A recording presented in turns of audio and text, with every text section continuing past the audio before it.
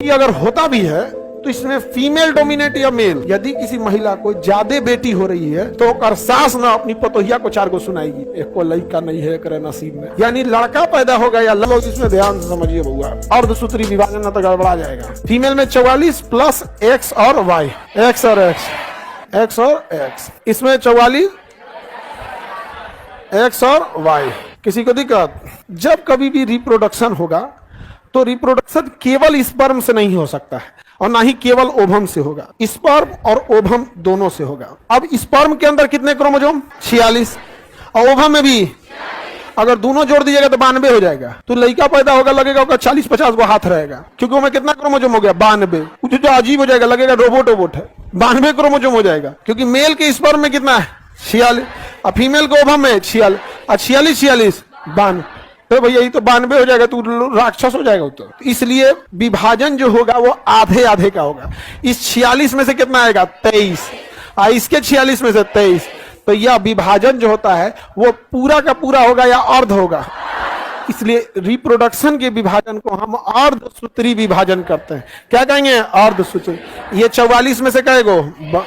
ये 44 में से अरे आधा करोगी तो 22 ना होगा जी। जय दादा, तुम्हें एक आधा करोगी तो 22, और आधा करोगे तो 22। कोई दिक्कत? तो ये 44 का 44 आ जाएगा कि आधा आएगा? आधा आएगा। इसको जोड़िए, कितना हो गया? 44। अब यहां देखना, इसमें से दोनों आ जाएगा कि एक आएगा? अब हाई लाइए चाहे हाई लाइए, आना तो कौन सा है? एक्स। आना कौन सा है? एक्स। अब इसमें देखो, मेल में अगर एक्स आ गया तो 2 हो गया, 44 2 46, तो क्या पैदा हो जाएगी? लड़की। क्या पैदा हो जाएगी?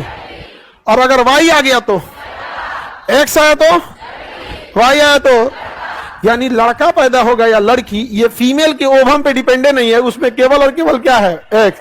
ये डिपेंड करता है मेल के स्पर्म में। समझ में आ गया? अगर एक्स पहुंचा तो और वाई पहुंचा तो इसका कोई अब तक साइंटिफिक कारण नहीं पता चल पाएगा कि कौन पहले पहुंचेगा, क्योंकि 5 ml स्पर्म में 20 लाख स्पर्म होते हैं। कितने होते हैं? 20 लाख स्पर्म। उसमें कौन पहले पहुंचेगा, एक्स या वाई, किसी को नहीं पता रहेगा। समझ में गया? और गांव देहात में यदि किसी महिला को ज्यादा बेटी हो रही है तो कर सास ना अपनी पतोहिया को 4 गो सुनाएगी, एक को लड़का नहीं है करे नसीब में। अरे तोर बेटवा का गलती।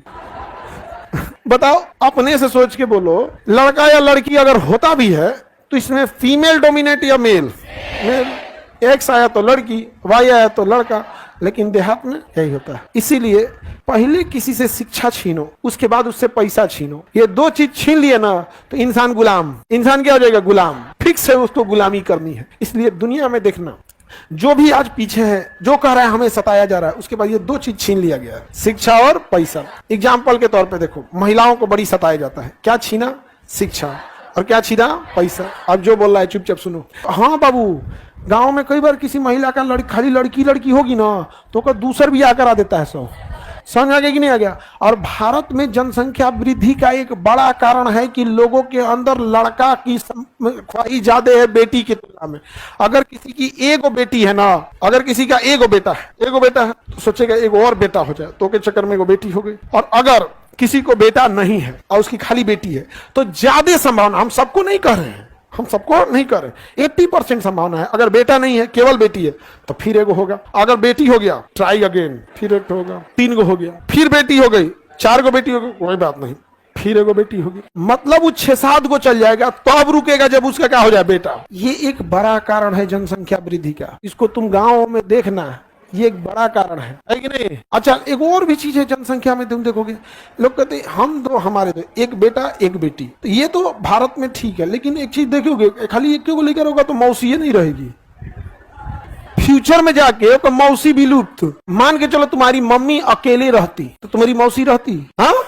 अब मान के चलो तुम्हारे पापा अकेले रहते तो चाचा रहते हैं। इसे लगे भारत में मौसी या चाचा विलुप्त हो जाए।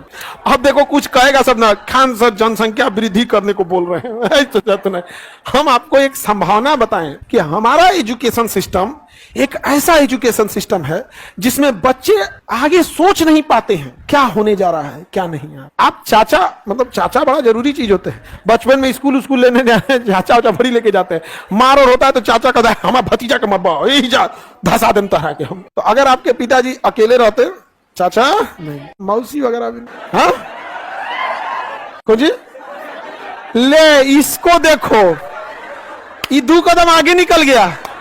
कह रहा है कि सर मौसी तो बाद में, सालिए नहीं रहती।